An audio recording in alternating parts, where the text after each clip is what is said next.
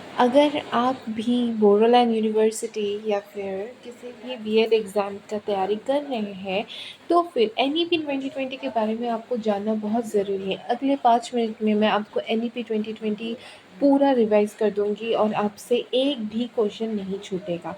सबसे पहले हम बात करते हैं एनईपी 2020 का फुल फॉर्म क्या होता है। एनईपी 2020 का फुल फॉर्म है नेशनल एजुकेशन पॉलिसी। इसको अप्रूव कब किया गया? अप्रूव्ड इन 29 जुलाई 2020 को ये अप्रूव किया गया था। फिर हम देखते हैं स्कूल स्ट्रक्चर। स्कूल स्ट्रक्चर क्या रिकमेंड किया था एनईपी 2020 ने? 5+3+3+4, ये आपको याद होना चाहिए। जो 5 इयर्स है, यह जो डिवाइड किया गया था, पहला 5 इयर्स को क्या बोला जाता है? Foundational stage. फाउंडेशनल स्टेज होता है 3 इयर्स ऑफ प्री स्कूल। 5 साल में 3 साल होगा प्री स्कूल का, जो भी आंगनवाड़ी या फिर आपका एलकेजी यूकेजी हो गया, वो आ जाता है आपका प्री स्कूल में। फिर आता है आपका क्लासेस 1 एंड 2। तो ये टोटल मिला के क्या हो गया? 5 इयर्स। एंड इसको क्या बोला जाता है? कौन सा स्टेज? Foundational stage. फिर आता है आपका प्रिपरेटरी स्टेज, जो कि आपका 3 साल का होता है। उसमें कौन-कौन से क्लासेस इंक्लूड होते हैं? Classes 3, 4 and 5। सो इसलिए वो कितने का हो गया? 3 इयर्स का। फिर आता है आपका मिडल स्टेज, जो कि अगेन 3 इयर्स का होता है, क्लासेस 6, 7, 8। ओके। एंड देन आता है secondary stage, which is class 9 to 12। 9, 10, 11, 12 आ जाएगा आपका सेकेंडरी स्टेज में। पहले कैसा स्ट्रक्चर था? पहले आपका क्या स्ट्रक्चर था? पहले आपका स्ट्रक्चर था 10+2+3, जो कि किसने दिया था? एनपीई 1986 में। ठीक है, इसको रिमूव किया किसने? एनईपी 2020 ने। ठीक है, एनईपी 2020 ने इसको रिमूव किया। ठीक है, उसके बाद आ जाते हैं हम, फिर अगला क्या सीखेंगे? एफएलएन। एफएलएन क्या होता है? Foundational literacy and numeracy. Foundation literacy and numeracy क्या होता है कि हर एक जो बच्चा है, उसको बेसिक लिटरेसी यानी पढ़ने लिखने की क्षमता होनी चाहिए, और न्यूमेरेसी मतलब न्यूमेरिकल एबिलिटी हो उस बच्चे में। तो इसको फोकस किया गया है। इसका फुल फॉर्म बहुत ज़्यादा पूछा जाता है। फिर आता है mother tongue and regional language. Mother tongue और regional language medium of instruction होना चाहिए अप टू ग्रेड 5। ये आपको याद रखना बहुत ज़रूरी है। कौन से ग्रेड तक, कौन से क्लास तक मदर टंग और रीजनल लैंग्वेज में मीडियम ऑफ इंस्ट्रक्शन होना चाहिए? उसका आंसर हो जाएगा ग्रेड 5 तक। और इस यानी इसका एक्सटेंशन भी हो सकता है, वो है ग्रेड 8 तक भी आप उसको एक्सटेंड कर सकते हैं, लेकिन बेसिक आपको ग्रेड 5 तक करना है। ठीक है। नो रिजिड स्ट्रीम, कोई भी रिजिड स्ट्रीम नहीं होगा। जैसे पहले हमारा साइंस, आर्ट्स, कॉमर्स ये अलग अलग होता था, लेकिन अब उसका कोई रिजिड स्ट्रीम नहीं है। कोई भी बच्चा साइंस भी ले सकता है, साथ में आर्ट्स का भी सब्जेक्ट ले सकता है ना। फिर आ जाता है आपका वोकेशनल एजुकेशन। वोकेशनल एजुकेशन क्या होता है कि ऐसा एजुकेशन जो आपको प्रैक्टिकल नॉलेज दे, ताकि वो आपको आगे एम्प्लॉयमेंट में हेल्प करे। तो उसको कब से इंट्रोड्यूस करना है? क्लास 6 से। ये भी बहुत इंपॉर्टेंट क्वेश्चन है। क्लास 6 से वोकेशनल एजुकेशन आपका इंक्लूड होना चाहिए। ठीक है। Assessment reform. असेसमेंट में क्या रिफॉर्म किया गया है कि कॉम्पिटेंसी बेस्ड असेसमेंट होगा। अब से कॉम्पिटेंसी बेस्ड असेसमेंट क्या होता है? जिस असेसमेंट में स्किल को ज़्यादा प्रायोरिटी दी जाती है रेदर देन रोट लर्निंग के। ये नहीं देखा जाएगा कि किस बच्चे ने कितना अच्छे से आंसर लिखा है, क्या नहीं लिखा है। ये देखा जाएगा कि क्या उसमें स्किल है, क्या वो चीज़ समझ रहा है। तो वो होता है कॉम्पिटेंसी बेस्ड लर्निंग। फिर आता है परख। परख क्या होता है? परख है, परख पे। परख क्या है? परख एक नेशनल असेसमेंट सेंटर है, जिसका काम क्या है? यूनिफॉर्मिटी लाना असेसमेंट में। ठीक है, इसका फुल फॉर्म याद रखना आपको बहुत ज़रूरी है, यही आता है ज़्यादातर एग्जाम में। Performance assessment review analysis of knowledge for holistic development, ये आपको याद रखना है। ओके।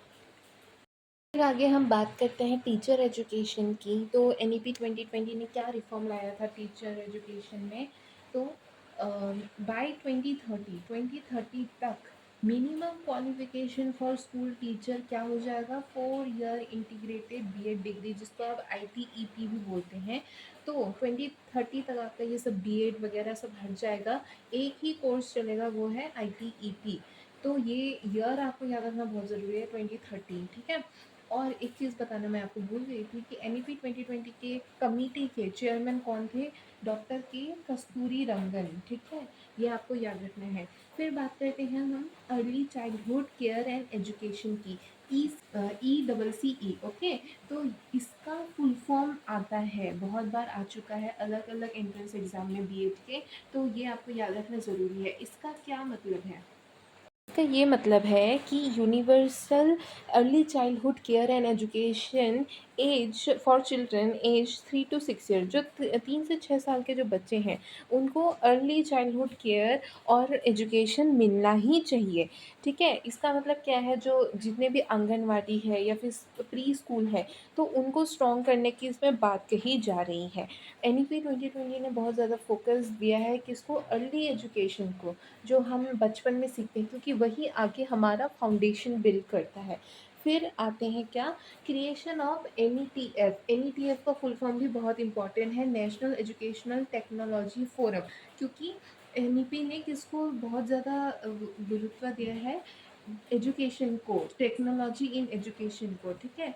टेक्नोलॉजी इन एजुकेशन बहुत ज़रूरी है, क्योंकि आजकल आपको पता है कि मॉडर्नाइजेशन का ज़माना है, ग्लोबलाइजेशन का ज़माना है, तो आपको टेक्नोलॉजी तो आनी ही चाहिए, तो हर बच्चे को टेक्नोलॉजी का एजुकेशन मिलना चाहिए। तो उसके लिए क्या क्रिएट किया गया है, NETF, जिसका फुल फॉर्म है नेशनल एजुकेशनल टेक्नोलॉजी फोरम। फिर आते हैं हायर एजुकेशन की। हायर एजुकेशन में क्या बदलाव लाया है NEP 2020 ने, कि multi disciplinary education. Multi disciplinary education का क्या मतलब है, एक इंस्टीट्यूशन में अलग अलग डिसिप्लिन के सब्जेक्ट्स हों। जैसे फॉर एग्जांपल, अगर एक इंस्टीट्यूशन है जो बीएड डिग्री प्रोवाइड कर रहा है, वो बीए बीएससी ये सब भी करवाए, ताकि जो बच्चे हैं अपने इंटरेस्ट के हिसाब से सब्जेक्ट चूज़ कर सकें। फॉर एग्जांपल, एक जो बच्चा है जिसने साइंस लिया हुआ है, वो आर्ट्स का भी कोई स्ट्रीम कर सकता है, वो बीए भी कर सकता है, वो बीएड भी कर सकता है, वो अलग अलग वो ले सकता है, ठीक है, कोर्स। उसके बाद आते हैं multiple entry and exit. Multiple entry and exit का क्या मतलब है, पहले क्या होता था, आप एडमिशन लेते थे तो आपको पूरी डिग्री कंप्लीट करनी पड़ती थी, ताकि तभी आपको जाके डिग्री मिलती थी। लेकिन अब क्या हो गया है, अगर आपको बीच में किसी कारणवश अगर छोड़ना पड़ जाए डिग्री, आप 1 ईयर में छोड़ देते हैं, मान लीजिए आपको कोई प्रॉब्लम आ गई, तो आपको एक सर्टिफिकेट मिलेगा, तो आप छोड़ सकते हो, है ना। और जैसे अगर आपने 2 साल बाद छोड़ी, तो आपको क्या मिलेगा, डिप्लोमा। और 4 साल बाद, अगर 3 साल बाद अगर आपने छोड़ा, तो आपको क्या मिलेगी, डिग्री। और अगर आपने जैसे छोड़ दिया, जैसे आपने फर्स्ट ईयर में छोड़ दिया अपना, तो उसके बाद आप बाद में भी क्या बोलते हैं, एंट्री ले सकते हैं, अपनी डिग्री कंप्लीट कर सकते हैं। फिर उसके बाद आते हैं एकेडमिक बैंक ऑफ क्रेडिट्स। इसका भी फुल फॉर्म पूछा जाता है। एबीसी का फुल फॉर्म क्या है, एकेडमिक बैंक ऑफ क्रेडिट्स। इसका क्या मतलब है, ये एक बैंक की तरह काम करता है, जो आपके क्रेडिट्स को स्टोर करता है। क्रेडिट्स क्या होते हैं, आप कोई भी डिग्री करें, तो उसका जो सब्जेक्ट होता है ना, एक एक सब्जेक्ट कोर्स जो होते हैं, वो एक कुछ क्रेडिट स्टोर करता है, कुछ क्रेडिट आपको मिलते हैं वो सब्जेक्ट। जैसे आप क्वालिफाई कर देते हैं आपका एग्ज़ाम, जैसे आपने फर्स्ट सेमेस्टर कर लिया, ठीक है, जो भी उसमें कोर्स होंगे उनके कुछ कुछ क्रेडिट्स होते हैं, तो उसमें वो क्रेडिट स्टोर होते हैं जाके। तो उसका क्या फ़ायदा होता है कि मान लीजिए आपने छोड़ दिया कोई डिग्री बीच में, आप नहीं कंप्लीट कर पाए, तो वो आप किसी दूसरे इंस्टीट्यूशन में भी वो क्रेडिट ट्रांसफ़र कर सकते हैं। फिर आते हैं एनआरएफ की। एनआरएफ का भी फुल फॉर्म पूछा जाता है, नेशनल रिसर्च फाउंडेशन। इसका क्या मतलब है, ये जो फाउंडेशन है, ये जो एनआरएफ है, ये क्या काम करता है, ये फंडिंग प्रोवाइड करता है रिसर्च के लिए। ये रिसर्च को बढ़ावा देने के लिए इसको बनाया गया है। अगर आपने इतना ही अगर पढ़ लिया ना, तो उसके बाद आपको कुछ और पढ़ने की ज़रूरत नहीं है, इतना इनफ है। आप कोई भी बीएड एंट्रेंस एग्ज़ाम आराम से क्लियर कर सकते हैं। इन्हीं चीज़ों से क्वेश्चंस आते हैं, इसके अलावा और कोई क्वेश्चन नहीं आता है।